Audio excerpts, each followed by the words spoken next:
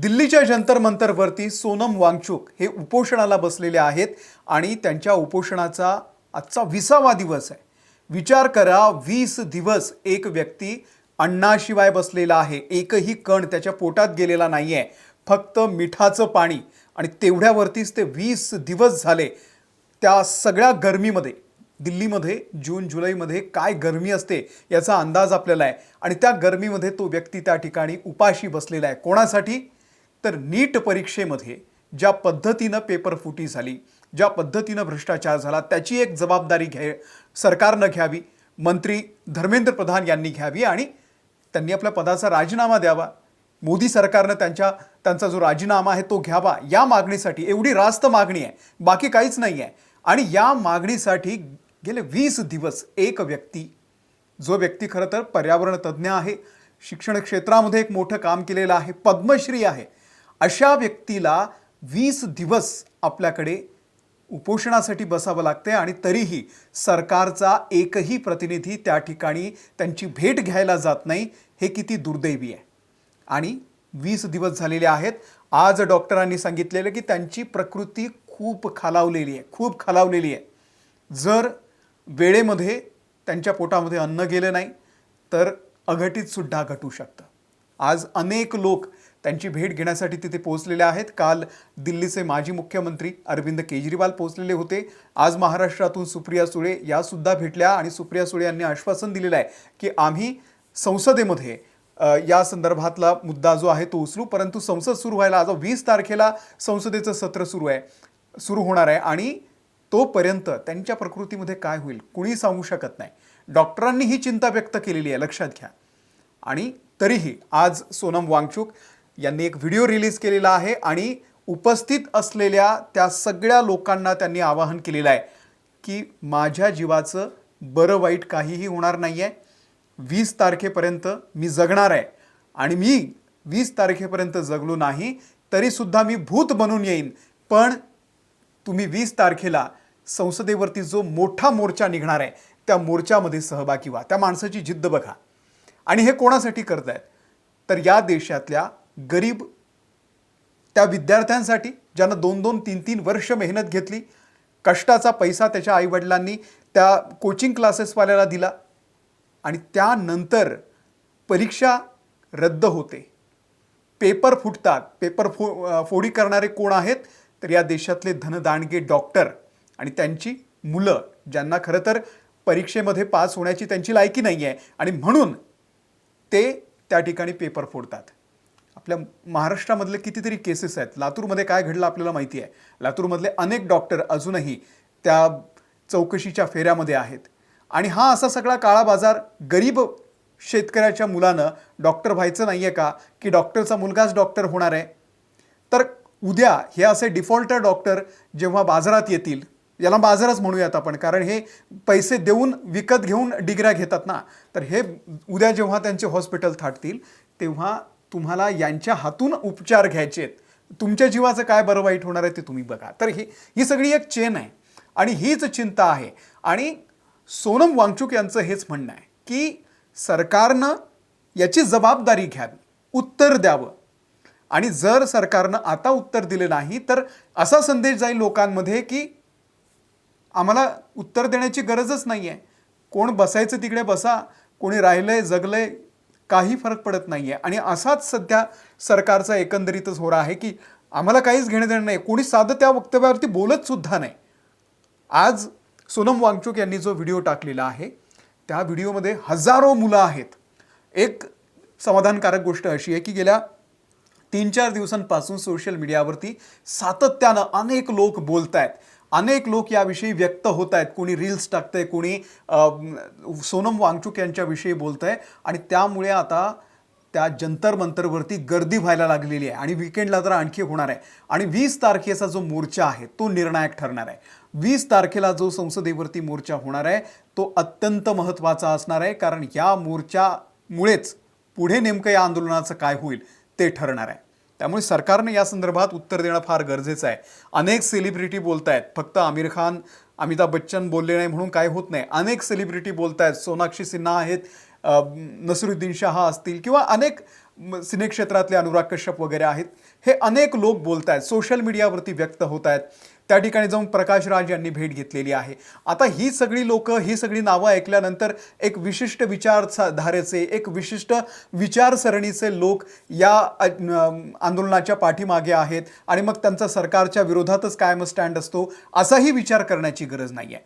ज्या कारणासाठी हे उपोषण आहे ते कारण लक्षात घेऊन देशातल्या सर्वसामान्य जनतेनं आता विचार करण्याची गरज आहे. कोण कोणत्या विचारधारेचा आहे, कोण कोणती विचारधारा घेऊन अजेंडा पुढे रेटतंय हा नंतरचा मुद्दा. आजचं उपोषण कशासाठी आहे? फक्त धर्मेंद्र प्रधान यांचा राजीनामा घ्यावा आणि पुढे अशा पद्धतीनं जर कोणाकडून चूक झाली तर त्याला सरकार उत्तरदायी असावं, एवढाच या सगळ्या आंदोलनामागचा हेतू आहे.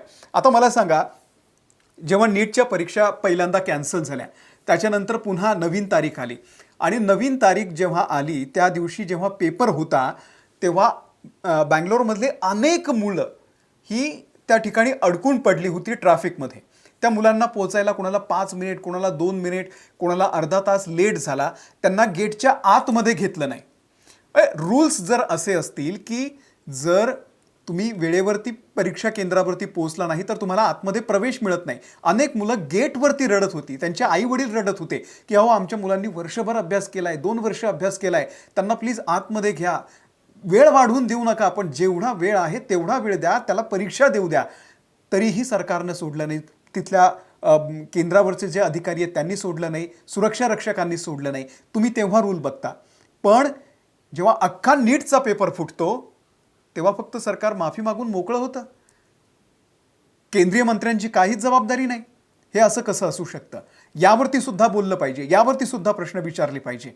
आणि आज तीच वेळ आलेली आहे. सध्या दिल्लीमध्ये काय चाललंय तर सोनम वांगचुक हे एका अत्यंत महत्त्वाच्या विषयावरती त्या ठिकाणी बसलेले आहेत उपोषणाला आणि त्यामुळे त्यांना या पद्धतीनं, ज्या पद्धतीनं देशभरातले पालक किंवा देशभरातले जे विद्यार्थी आहे त्यांनी सपोर्ट करण्याची गरज आहे ती गेल्या 3-4 दिवसांपासून दिसतीये. त्याच्या आधी 14-15 दिवसांपर्यंत दिसत नव्हती. पण आता सोनम वांगचुक यांची प्रकृती खूप खालावत चाललेली आहे. लक्षात घ्या, डॉक्टरांनी जी माहिती दिलेली आहे ना ती माहिती खूप वेदनादायी आहे. म्हणजे डॉक्टरांनी जे सांगितलं ते फार महत्त्वाचं आहे, ते सुद्धा आपण समजून घेतलं पाहिजे. की सोनम वांगचुक म्हणाले आहेत की सोमवारपर्यंत मला जिवंत राहायचंय, उपोषण सुरू ठेवल्यास अवयव निकामी होण्याचा धोका आहे, असा गंभीर इशारा डॉक्टरांनी दिलेला आहे. काय म्हणालेलं आहे डॉक्टरांनी सांगितलेलं आहे की दीर्घकाळाच्या उपासमारीमुळे वांगचुक यांची प्रकृती खालावलेली असून शारीरिक हानीचा धोका आहे. गुरुवारी दिल्ली उच्च न्यायालयानं केंद्र आणि दिल्ली सरकारला दररोज वैद्यकीय तपासणी करण्याचे आदेश आणि गरज भासल्यास तातडीनं वैद्यकीय उपचार देण्याचे निर्देश दिलेले आहेत आणि त्यामुळे त्यांचं वजन आतापर्यंत 9 किलोनं कमी झालेलं आहे. नीट पेपर फुटी प्रकरणामध्ये अनियमिततेवरून म्हणजे परीक्षेतील अनियमिततेवरून शिक्षण मंत्री धर्मेंद्र प्रधान यांच्या राजीनाम्यासाठी त्यांचं जे उपोषण सुरू आहे त्याचा 20वा दिवस आहे आणि हे जर असंच पुढे काही दिवस सुरू राहिलं तर आणखी त्यांची प्रकृती बिघडू शकते आणि त्यांच्या अवयवांना इजा होऊ शकते. त्यांचं जे शरीर आहे, त्यांचे जे मसल्स होते ते आता शरीर वापरत आहे, ती एनर्जी वापरते आहे आणि ती सुद्धा कधी वापरेल? जोपर्यंत त्यांच्या अंगावरती थोडंफार मांस उरलेलं आहे तोपर्यंत. त्याच्यानंतर काय? त्याच्यानंतर डॉक्टरांनी सांगितलेलं आहे की त्यांची किडनी खराब होऊ शकते, किडनी फेल होऊ शकते.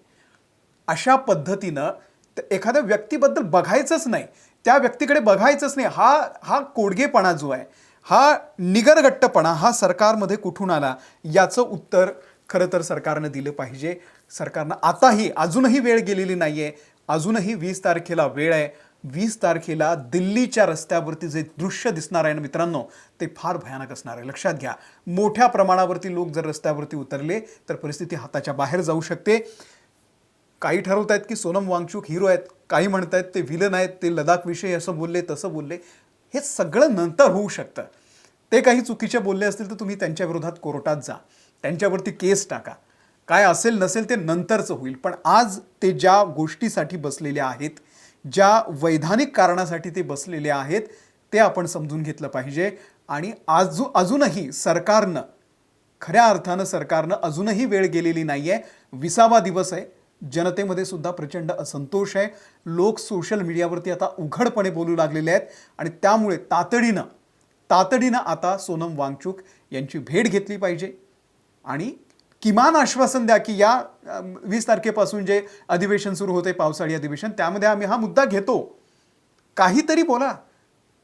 अनुल्लेखानं मारणं हे एक प्रकारे अशा या देशातल्या आंदोलनाचा जो हक्क आहे, जनतेचा जो बेसिक हक्क आहे, तोच या ठिकाणी त्याचंच कुठेतरी हनन होत आहे का, याचा सुद्धा आपण विचार केला पाहिजे. तुम्हा सगळ्यांना नेमकं काय वाटतंय? हे जे आंदोलन आहे त्याकडे सरकारनं अशा पद्धतीनं दुर्लक्ष करणं तुम्हाला पटतंय का? आणि काय व्हायला पाहिजे 20 तारखेला ज्या पद्धतीनं आंदोलन होणार आहे त्याबद्दल तुमचं नेमकं काय मत आहे? आम्हाला खाली कमेंटमध्ये नक्की सांगा. या व्हिडिओमध्ये इथेच थांबतोय. सोनम वांगचुक यांच्या या सगळ्या आंदोलनाविषयीचे जे व्हिडिओज आहेत, त्यांचे जे अपडेट आहेत, ते आम्ही महाराष्ट्र टाइम्स या आमच्या यूट्यूब चॅनलवरती सातत्यानं बनवतो आहोत. तुम्ही चॅनलला सबस्क्राईब करा. फेसबुकवरती सुद्धा अपडेट आहेत, इंस्टाग्रामवरती सुद्धा आहेत, तिथे सुद्धा तुम्ही फॉलो करा. धन्यवाद.